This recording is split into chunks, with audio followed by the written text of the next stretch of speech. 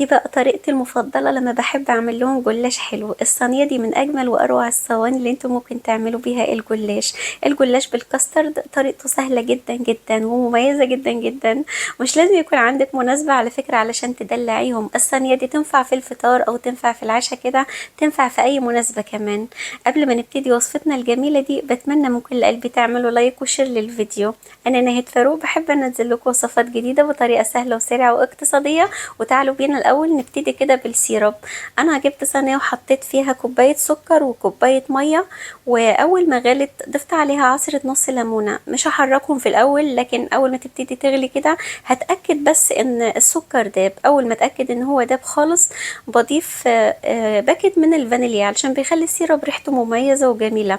مش بضيفه في الاول علشان الفانيليا بس ما تتبخرش. اول ما ياخد غلوتين السيرب كده خلاص بننزله من على النار ونحطه في طبق، وبقى عندنا خلاص جاهز. في نفس الطاسة مش هغسلها، هحط فيها كوبايتين من الحليب، وممكن كوباية حليب وكوباية مية برضو يعني. المهم هنضيف عليهم 3 ملاعق من السكر وملعقتين كبار مليانين من بودرة الكاسترد او من النشا. لو عندك نشا وما عندكش كاسترد زي الفل، الاتنين مش هيختلفوا كتير عن بعض على فكرة. ضفت كمان باكت من الفانيليا وهقلبهم الاول على البارد، وبعد ما اقلبهم شوية هرفعهم على النار. ومش هبطل تحريك، يعني هنحركهم كده من وقت للتاني علشان بس ما يتكتلوش معانا لغاية ما القوام يبقى زي ما انتم شايفين كده، مش بياخد دقيقتين بالظبط.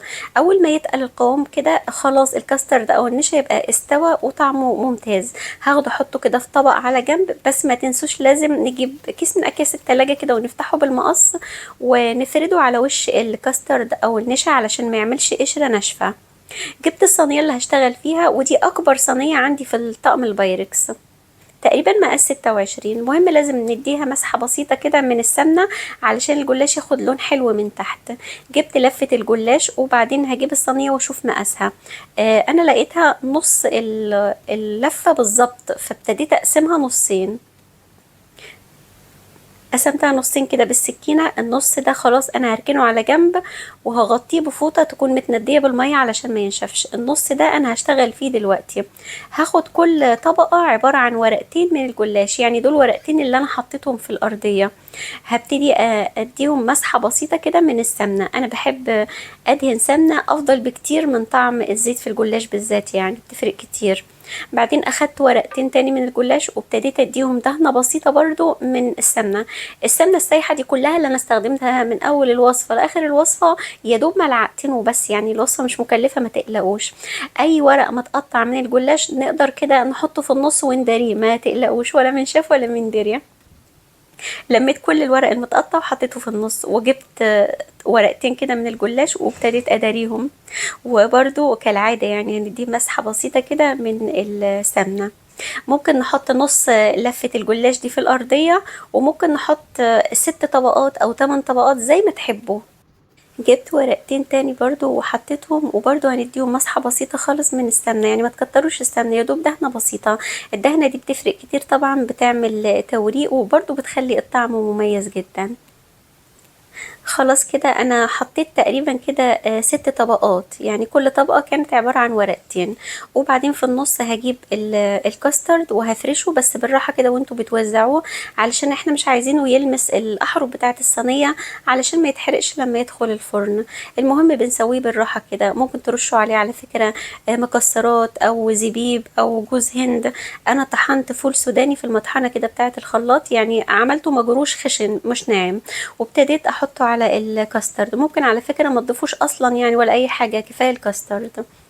وبعدين هبتدي احط الطبقة التانية اللي من فوق. احنا بنعملها كده ورقة ورقة خلف خلاف كده زي المروحة الورق اللي احنا وصغيرين كنا بنعملها زمان وبنهوي بيها من الحر، فاكرين؟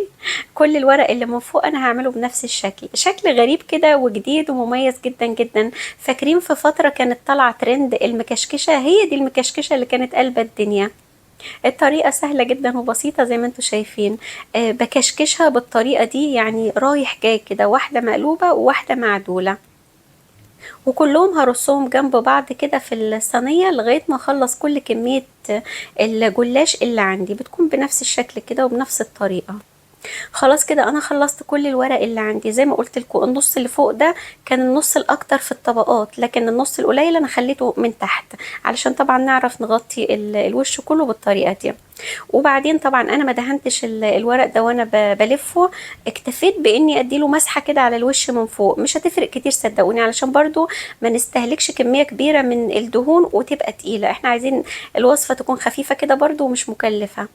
بدهن الوش كله كده بالسمنة.